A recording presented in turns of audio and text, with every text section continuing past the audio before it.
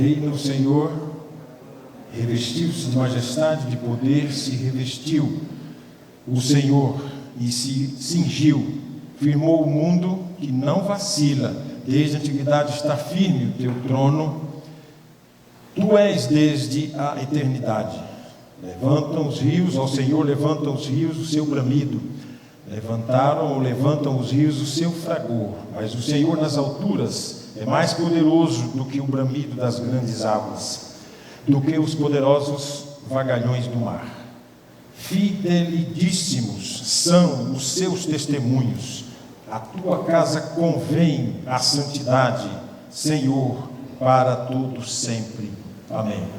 Louvemos a este Deus que é soberano e que detém todo o poder, toda a glória, e que os mares, a terra, toda a criação, todo o universo está debaixo do seu poder, da sua soberania, da sua criação. A revelação natural, Deus se revela através da natureza. Então nós louvamos a este Deus que, além da revelação natural, Ele nos trouxe a revelação especial, que é a sua palavra, que também o seu Filho Jesus Cristo, morto, ressurreto, que venceu a morte e veio para ser o nosso Salvador. Então nós temos a revelação natural, que é a natureza, e a revelação especial, que é a palavra de Deus, as profecias, os profetas, que todos eles falavam do Senhor que viria. Jesus veio, morreu, ressuscitou, está à destra do Pai e é o nosso Salvador. A este Deus maravilhoso nós queremos levantar as nossas vozes e louvar e bendizer a este Deus. Convido você então a ficar de pé nesta hora e juntos com os irmãos da equipe de louvor, durante o prelúdio que provavelmente eles vão tocar, nós vamos orar. Baixe a sua cabeça, ore a Deus, agradeça por estar aqui, agradeça por mais um dia na presença do Senhor e agradeça também porque você pode estar aqui para louvar a esse Deus. Senhor, eu vim aqui para louvar e para engrandecer o seu santo nome. Eu quero que o Senhor fale conosco através deste culto, através da mensagem, da palavra falada. Então, que essa seja a sua oração, que o Senhor receba o nosso culto e a nossa adoração. Então, abaixe a sua cabeça enquanto o prelúdio vai tocar. Você aí no seu lugar e eu aqui vamos orar, invocando assim o Senhor para que Ele receba o nosso culto, receba a nossa adoração e abençoe esse momento que vamos permanecer juntos. Amém?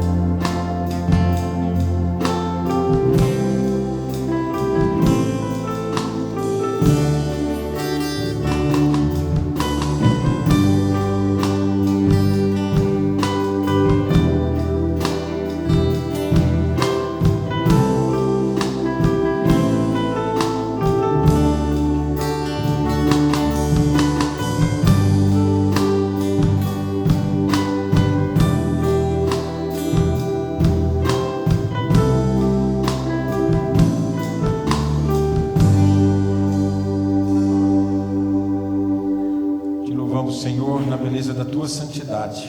Aqui estamos, Pai, para oferecer o nosso culto nesta noite e dar, Senhor, que este culto ele seja segundo os parâmetros que o Senhor estabeleceu, como o culto que o Senhor quer. E é um culto para o Senhor, não é um culto para nós. Ó Deus, dá que o Senhor receba a nossa adoração nesta hora em que aqui viemos para Te oferecer este culto. Recebe, Pai, em nome de Jesus. Amém.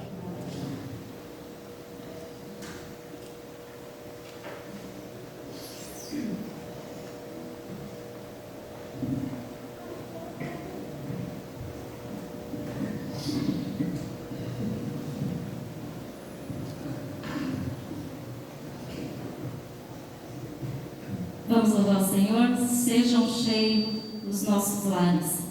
É o que nós desejamos, né? Cheios da presença do Senhor. Então vamos louvar a Deus nesse momento.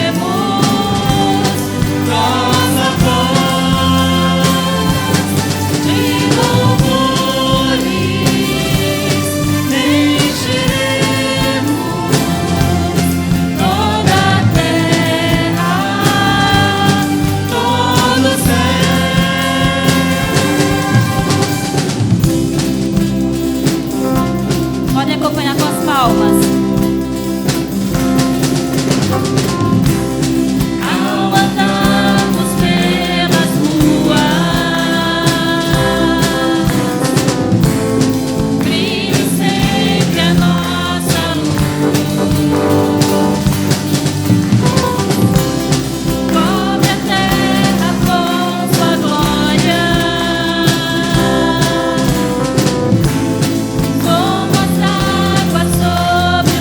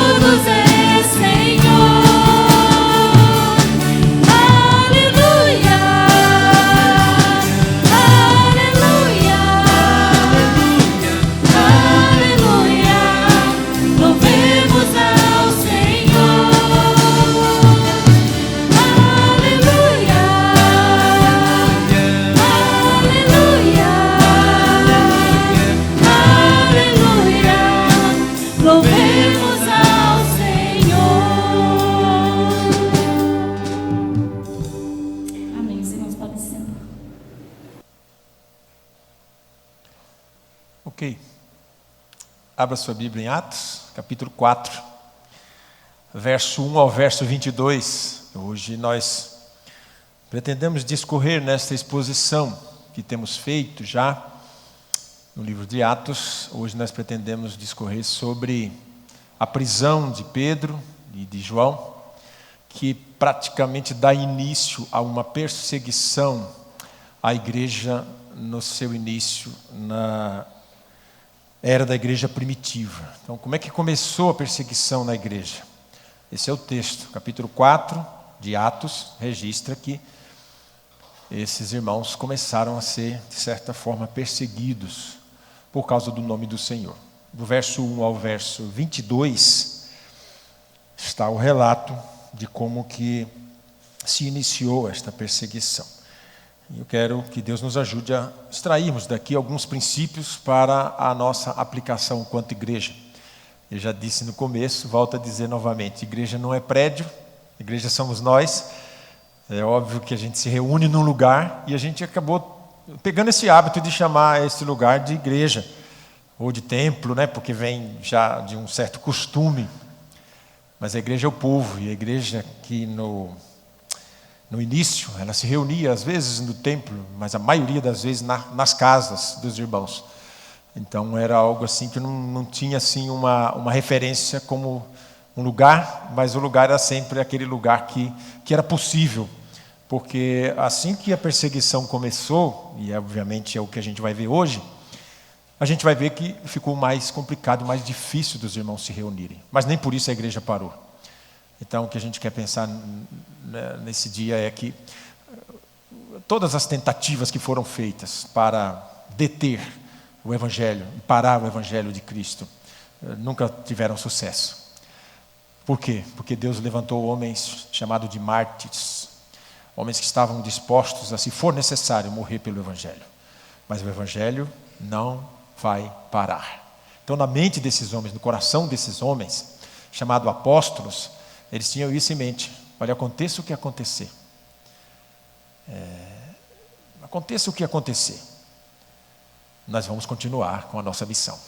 Por isso é que o Evangelho chegou até nós. Então, no seu início, não foi nada fácil. Até porque hoje também nós temos os nossos desafios. E por que nasceu esse pensamento de passar por os irmãos? Porque eu vi algumas pessoas falando, né, sobre a pandemia, e alguns falando, olha, isso é perseguição, porque estão pedindo para as igrejas não reunir, porque é aglomeração. Note os irmãos que em nenhum momento foi proibida a reunião. Eles deixaram, às vezes, como uma sugestão para as igrejas, mas não proibiram. Você teve alguns lugares onde você teve excesso, talvez, de falta de cuidado, e aí a polícia acabou intervindo mesmo. Mas sempre que houve uma tentativa, a gente pede como sugestão que as igrejas também não se reúnem. Algumas igrejas acabaram não se reunindo, como nós também assim o fizemos. Então a ideia é que a gente tenha em mente que não é uma situação como essa que vai parar o Evangelho. E vai continuar, porque a igreja somos nós, né? A gente, olha, hoje eu não posso reunir hoje, mas assim que puder eu estarei lá. Porque temos um compromisso com a nossa igreja local também.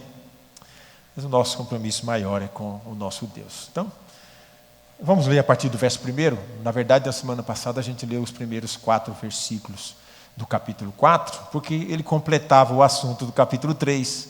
Então a gente vai ler esses 4 novamente, e seguir na sequência do capítulo 4, porque ele vai nos ajudar na compreensão da palavra. Falavam eles ainda ao povo, quando sobrevieram os sacerdotes, o capitão do templo e os saduceus, ressentidos por ensinarem eles o povo e anunciarem em Jesus a ressurreição dentre os mortos.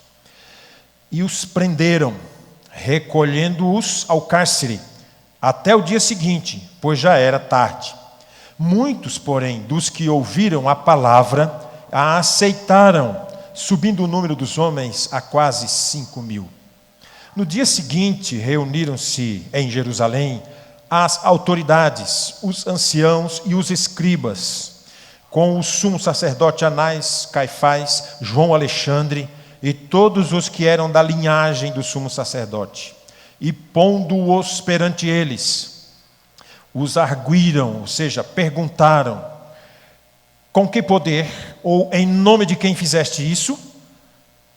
Então Pedro, cheio do Espírito Santo, lhes disse: autoridades do povo e anciãos, visto que hoje somos interrogados a propósito do benefício feito a um homem enfermo e do modo por que foi curado, tomai conhecimento vós todos o povo de Israel, de que em nome de Jesus Cristo Nazareno, a quem vós crucificastes e a quem Deus ressuscitou dentre os mortos, sim, em seu nome é que este está curado dentro de vós, ou perante vós.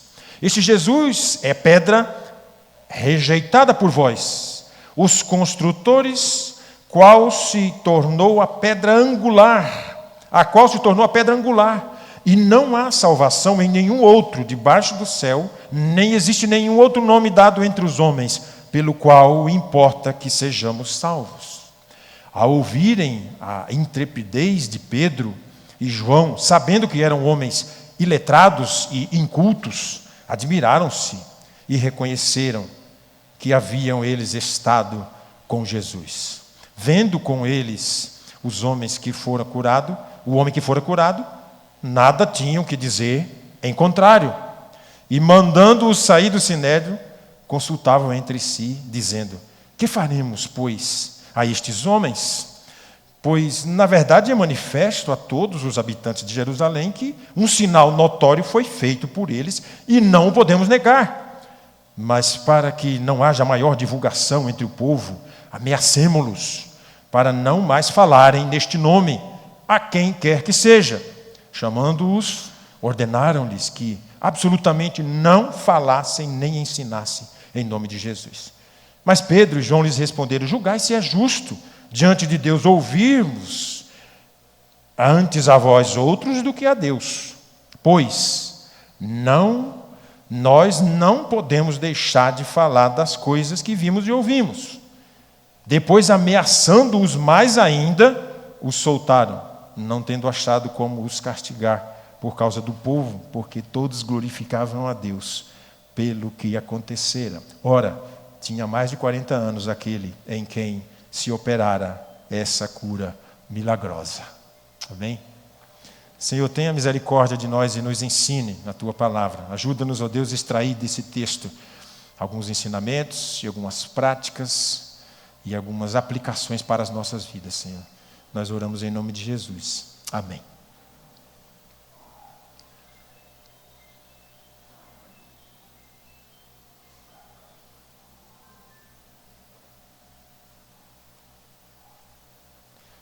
Ok. Fato é que logo no início a gente tem o resultado da pregação.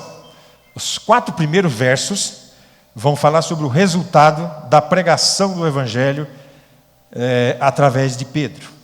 E aí ele vai dizer que aqueles homens chamaram Pedro e os sacerdotes, o capitão do templo e também os saduceus. Então, só para os irmãos entenderem, essa praticamente era toda a cúpula que tinha poder legislativo nessa época. Então, seria talvez entre nós hoje encaminhar estes homens à autoridade policial, que seria talvez um delegado ou a uma delegacia de polícia, levar preso e entregar para a autoridade.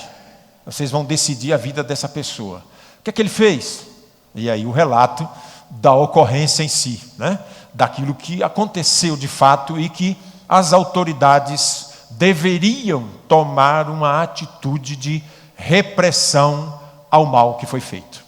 Então, Pedro e João foram levados presos à Suprema Corte que existia na época, que decidia toda e qualquer situação em que a pessoa infringisse as leis ou praticasse qualquer crime ou qualquer atrocidade. Então, era chamado ali todas as autoridades. Os irmãos vão ver que ele fala de sacerdotes, capitães, que eram um pouquinho abaixo do sumo sacerdote na hierarquia da época, e as pessoas que estavam ali, os religiosos, que eram os saduceus.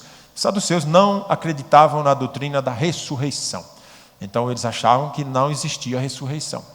Para eles, na cabeça deles e na religião deles, eles pregavam lá que a pessoa ia até um certo ponto, morreu, acabou e pronto, e ponto final. E aí negavam de todas as formas a ressurreição do Senhor Jesus Cristo. Só para vocês entenderem o contexto religioso que enfrentaram Pedro e João. E quando eles chegam lá, qual era o maior ressentimento deles? Qual era a maior raiva que eles tinham? Qual era então a maior indignação do coração deles para se opor ao Evangelho? Era justamente o que está no verso 2. Essa palavra ressentidos aí, ela toma forma de enfurecidos, pessoas que ficaram muito bravos mesmo com esses apóstolos. Por quê? Porque eles ensinaram ao povo e anunciaram em Jesus Cristo a ressurreição dentre os mortos. Esse foi só o pivô para que os apóstolos começassem a enfrentar a perseguição. Então, o que esses dois homens fizeram? Eles estão pregando que Jesus ressuscitou dos mortos. Mas, e o que mais? Não, é só isso, não tinha mais nada para acusar. Então, eles estão pregando isso aí. Então, a questão era o quê? Religiosa. Não era uma questão política, mas era uma questão religiosa. Com um fundo político, porque o maior medo deles é que Jesus falou muito no reino de Deus. Então eles entendiam talvez que o reino de Deus fosse um reino terrestre. E aí Jesus ganharia um espaço de autoridade, de reinar na esfera política. Esse era o maior medo deles. Embora Jesus tenha dito isso claramente, principalmente para os discípulos. Quando João, que era o apóstolo do amor, o mais bonzinho de todos, pediu: Senhor, manda que fogo do céu para queimar esses caras tudo, acabar com eles. Se o Senhor puder, se o Senhor pedir, vem. Manda fogo do céu e acaba com todos eles, mata todo mundo. Extermínio total desse povo.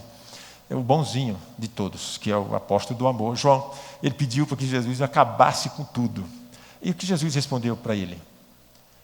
O meu reino não é deste mundo. Ou seja, existe um reino, mas não é esse reino, você está confundindo as coisas. João, você não entendeu muito bem ainda.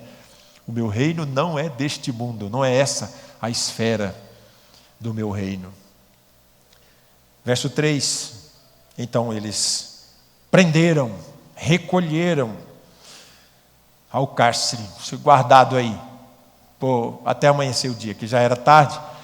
Então ele disse: fica preso, amanhã cedo a gente vai pensar o que nós vamos fazer com vocês. E no dia seguinte é que vem esse julgamento aí, que ele praticamente começa a falar dele no verso 5.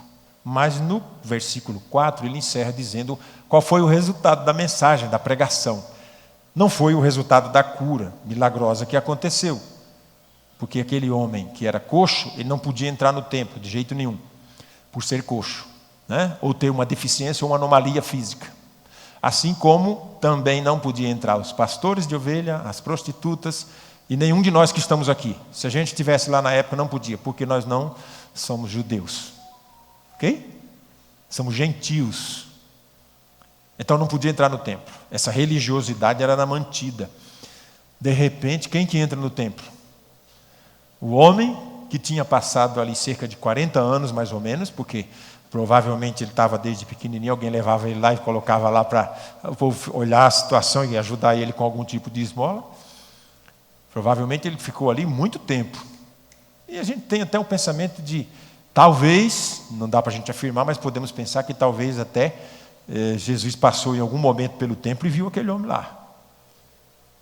A gente não pode esconder isso, não dá para afirmar, mas se Jesus andava e ia sempre no templo, estava ali sempre, porque ele também judeu, provavelmente viu esse homem em algum momento lá. E por que a cura aconteceu só agora?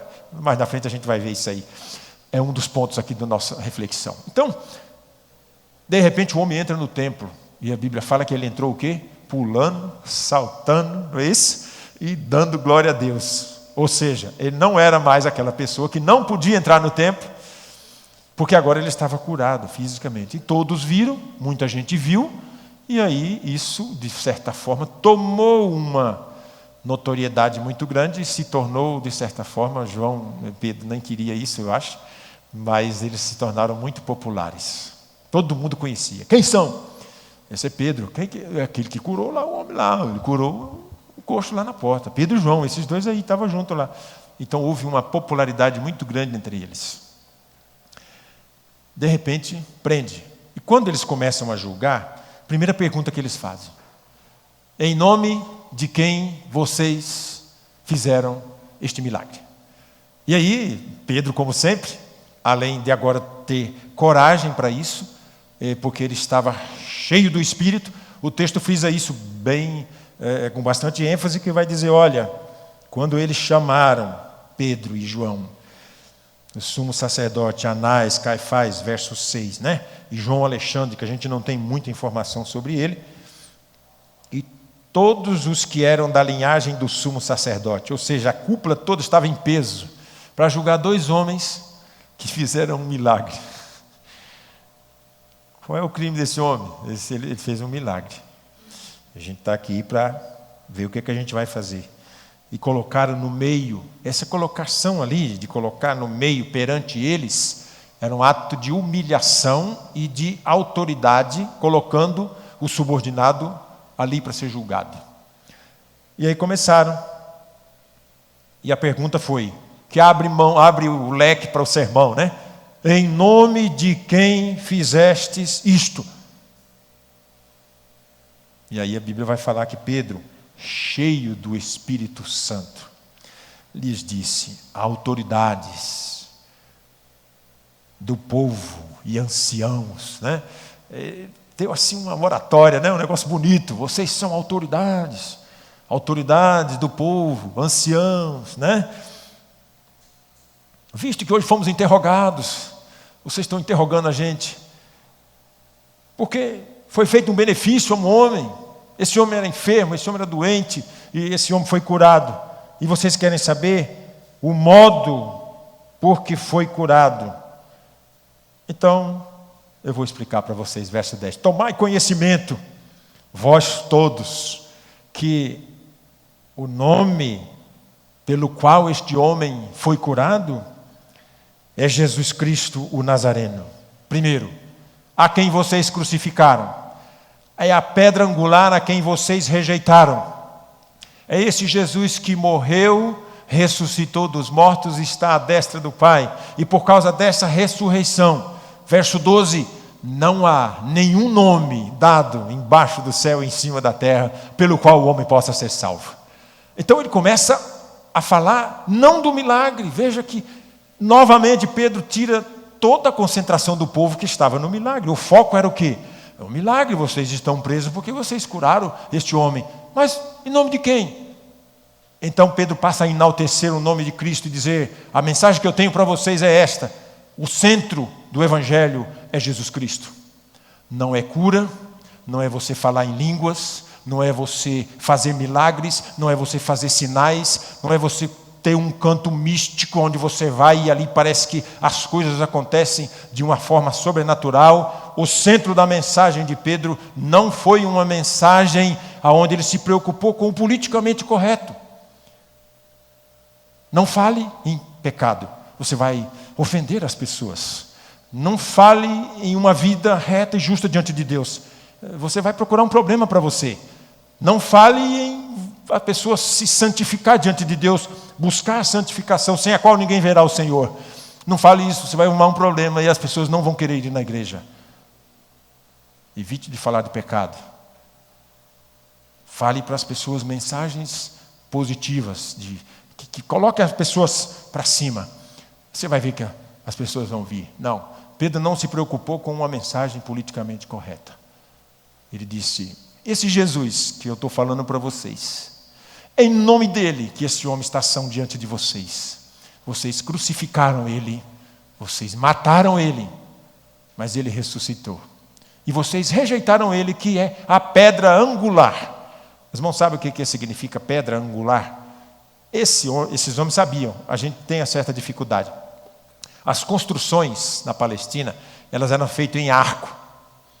Então tinha as colunas do lado e o arco. quando encostava esse arco, eles colocavam uma pedra ali. Essa pedra era a pedra de sustentação de todo o edifício, chamado pedra angular, porque ela ficava no ângulo da construção ou dos portais.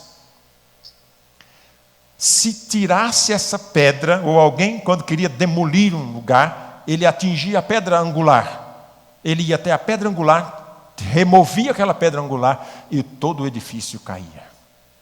Então ele disse: Jesus Cristo é a pedra angular do evangelho da igreja.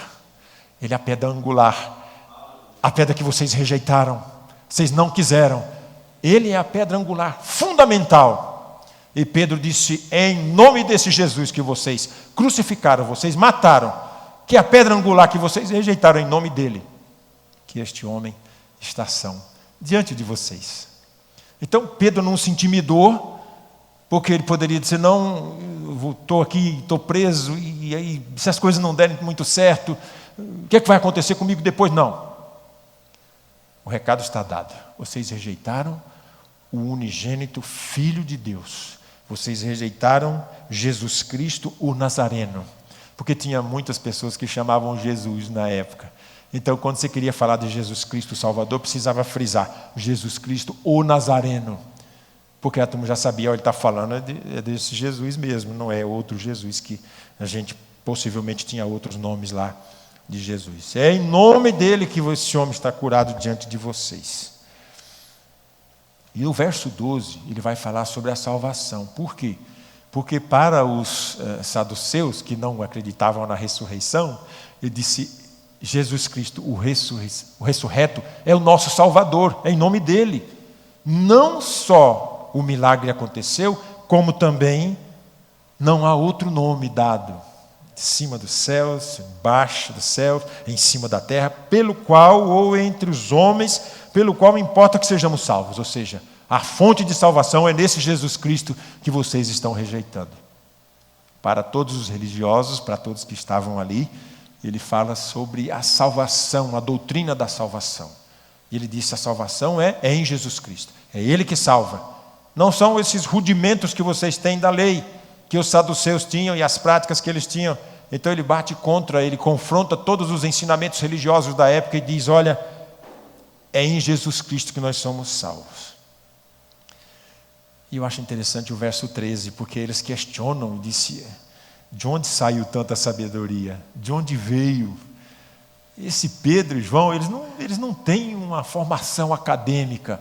Veja que eles tinham conhecimento de letras, eles sabiam ler, mas eles não tinham uma formação acadêmica. E para esses homens aqui, eles valorizavam muito uma pessoa que tinha um certo conhecimento, um certo estudo. Então, Pedro não tinha formação, mas ele sabia ler. Ele tinha uma formação muito pequena.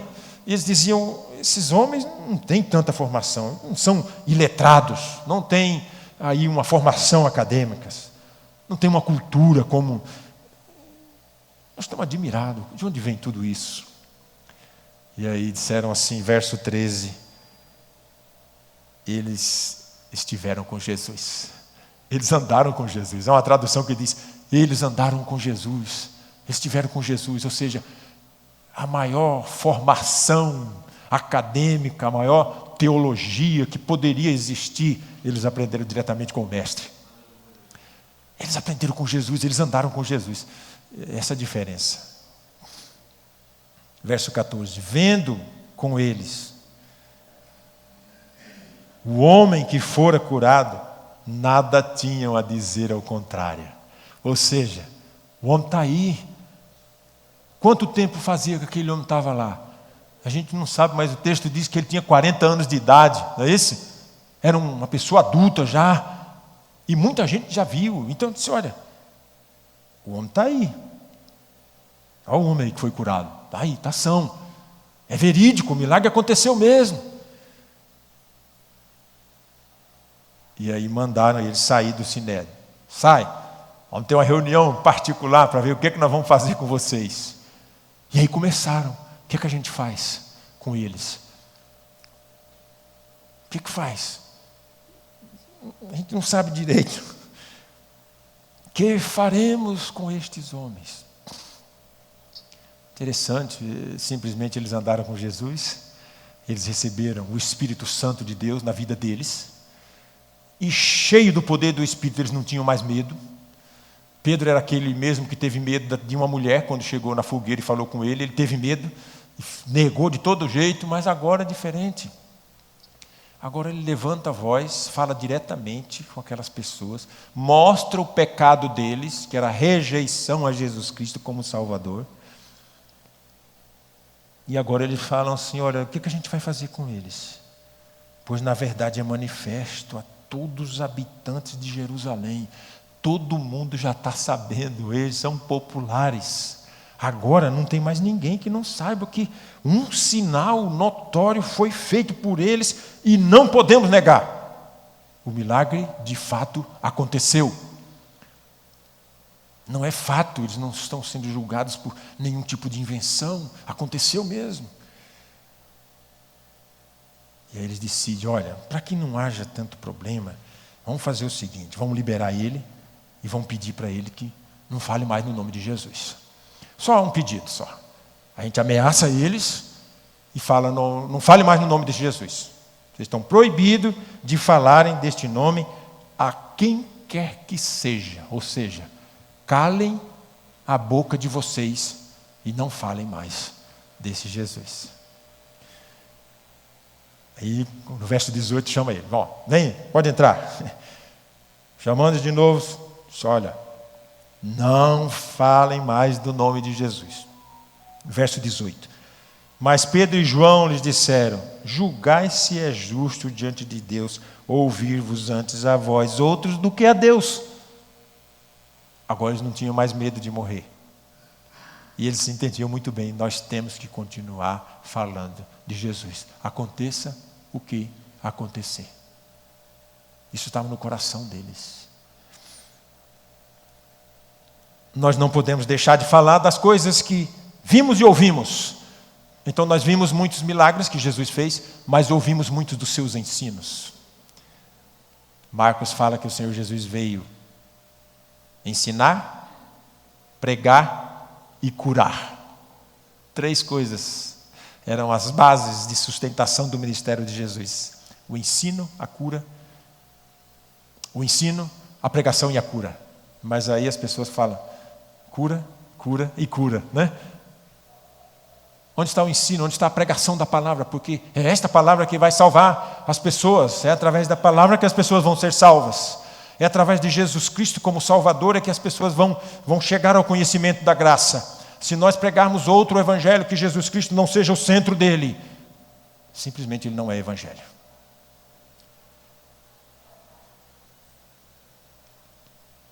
Nós não podemos deixar daquilo que vimos e ouvimos, das coisas que vimos e ouvimos. Verso 21, depois, ameaçando-os mais ainda, então eles redobraram as ameaças. Soltaram, não tendo como castigar por causa do povo, porque todos glorificavam a Deus pelo que acontecera. Ora, tinha mais de 40 anos aquele em quem se operara essa cura milagrosa. 4 pensamentos para a gente extrair daqui e ir embora para casa. Quero finalizar com esses 4 pensamentos. Primeiro, o milagre acontece, sim. E nós cremos que ele pode acontecer a qualquer hora. Nós oramos muitas vezes diante de situações que a gente humanamente fala, Senhor, eu vou orar porque eu confio que o Senhor... Aqui só um milagre de Deus. Mas eu vou orar e vou esperar que o Senhor haja com o seu poder santo. Os milagres acontecem ainda, mas eles acontecem quando Deus quer e não quando o homem quer. Então a primeira lição é que milagre acontece, mas ele acontece quando Deus quer e não quando eu quero, ou você, ou quem quer que seja. Segundo, quando o evangelho é pregado, as pessoas se convertem. Elas não se convertem através do milagre, mas elas se convertem através da pregação. Dr. Martyn Lloyd-Jones, ele era médico. Eu não sei quantos aqui já leram. Tem um livro dele chamado Deus Pai, Deus Filho, Deus Espírito Santo. Dr. Martyn Lloyd-Jones disse que Jesus nunca sorriu. É o pensamento dele. Ele acha, na posição dele, Jesus era sério o tempo inteiro. Mas ele disse algumas verdades que com certeza nos ajudarão a entender. Ele disse, quando a igreja prega o Evangelho, quando ela proclama o Evangelho verdadeiro de Jesus Cristo, duas coisas acontecem. Primeiro, Deus salva os eleitos. Segundo, haverá oposição de pessoas rebeldes a Deus. Nem sempre quando a gente prega as pessoas se convertem. Mas isso não deve servir de desânimo para nós. Veja que uma multidão de pessoas aqui foram contra, prenderam os apóstolos, mas 2.000 creram. Final do sermão, 2.000 pessoas creram, e o número subiu para 5.000. A gente entende que talvez ele fez uma soma, ou de fato se converteram 5.000 almas. A gente não tem essa questão de números aqui. Mas muitas pessoas ali foram embora, rebeldes contra os apóstolos, e querendo prendê-los e querendo acabar com a carreira e parar o Evangelho de Cristo. Terceiro, o propósito de Deus em fazer o milagre aqui. 2, primeiro, devolver àquele homem o bem-estar, curar ele daquela enfermidade que de fato o fazia sofrer, e devolver a ele o bem-estar físico, para que ele pudesse viver, se locomover, andar, não precisar ser carregado por ninguém e poder até entrar no templo. Mas não foi esse milagre que salvou ele. O que salvou ele foi a palavra do Evangelho. Então, por que o milagre contribuiu? Primeiro, para seu bem-estar, e segundo, para a popularidade dos apóstolos. O que acontece quando eles pegam os apóstolos e não têm o que fazer? Eles poderiam de todo jeito prender esses homens e mantê-los presos, mas eles falaram, olha, eles fizeram um milagre. Eles curaram o homem está aí. Toda Jerusalém já sabe, se a gente prender eles, nós vamos ter um problema sério em toda Jerusalém. Solta eles. O milagre contribuiu para que eles ficassem soltos. E uma vez soltos, eles não tiveram medo de continuar pregando. Qual era o propósito do Senhor em fazer o milagre? O Evangelho ia continuar se expandindo, sendo pregado, sendo proclamado. Não poderiam deter esses homens a quem Deus deu uma missão. Quarto e último, a dureza do coração, ela é colocada pelo próprio Deus. Os irmãos já leram Romanos 9, ele vai fazer referência à dureza que Deus colocou no coração de Faraó lá atrás. Ele disse, eu endureci o coração de Faraó. E ele falou para Moisés, Moisés, você vai falar para um homem de coração duro, porque eu vou endurecer o coração de Faraó contra você.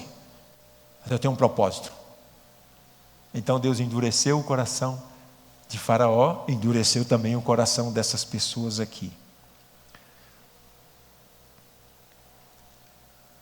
E último lugar, o que eu levo para casa, além disso, é que quando, no verso 13, eles ficaram admirados do ensinamento, da mensagem de Pedro, da proclamação do Evangelho, eles falaram, de onde veio isso aí, essa sabedoria?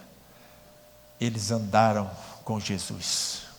Será que as pessoas conseguem olhar para nós como igreja hoje e saber, tem um povo que ora e espera, muitas vezes numa atuação milagrosa de Deus, o poder sobrenatural de Deus, eles esperam nisso e confiam nisso, eles têm esperança de vida, eles oram a um Deus que tem poder, mas que age na hora que Ele quer e como Ele quer.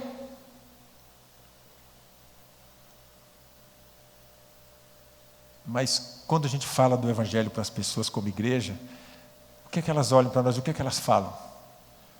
Quem é essa pessoa? Ele anda com Jesus. Ele tem a companhia de Jesus na vida dele, ele é temente a Deus. Será que é isso que as pessoas estão vendo em nós como igreja?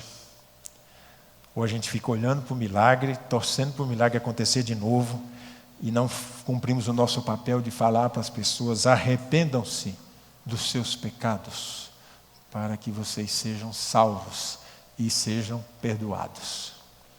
Por último, eu quero só dar uma frisada, quando o Senhor Jesus curou aquele enfermo, aquele homem paralítico, que foi colocado pelo telhado, se não me falha a memória, está em Mateus capítulo 4. Marcos capítulo 4, o homem foi colocado pelo telhado. E quando ele chegou lá na frente, Jesus curou ele. E todo mundo ficou maravilhado. E aí Jesus falou assim: se vocês estão maravilhados por isso, qual que é mais fácil? Dizer a ele: levanta-te e anda, ou perdoados estão os teus pecados? Levantou-se uma grande raiva daqueles religiosos. Quem é ele para perdoar pecados? Só quem pode perdoar pecado é Deus, né? Mas quando a gente fala em Jesus, que se fez carne e habitou entre nós, a gente fala na revelação de Deus. E Billy Graham fala assim: nós só podemos conhecer o Evangelho porque Deus colocou diante de nós a estrada que é a revelação, Jesus Cristo, o Deus encarnado. Nós só podemos ter acesso porque o Senhor se fez, Ele quis se revelar a nós. E eu acho fantástico isso, porque quando Jesus se revelou ao povo, aos seus discípulos, muitas pessoas ficaram admiradas, como eles ficaram admirados de Pedro aqui. Mas a resposta foi: ele andou com Jesus. E quando Jesus se revelou a eles, o próprio Jesus orou e disse: Pai, graças te dou, porque o Senhor ocultou essas coisas, essas grandezas da tua graça aos sábios e entendidos deste mundo, mas revelou aos humildes de coração. Graças te dou, Pai. Então Jesus orou, porque Deus fez revelado a nós. Andar com Jesus é você saber que onde você chega, as pessoas vão conhecer você. Não pelo que você tem, não pelo que você possui, não pelo seu status, pela sua formação acadêmica muitas vezes, mas quem anda com você, ou com quem você anda. Ele anda com Jesus. Esses homens andaram com Jesus. E às vezes a gente fica perguntando: por que a igreja crescia tanto? Por que as pessoas se convertiam? E por que era um movimento, era uma dinâmica muito grande? Aqui está a resposta. Eles andaram com Jesus. Amém? Ótima semana a todos. Deus nos abençoe e nos guarde debaixo da sua graça.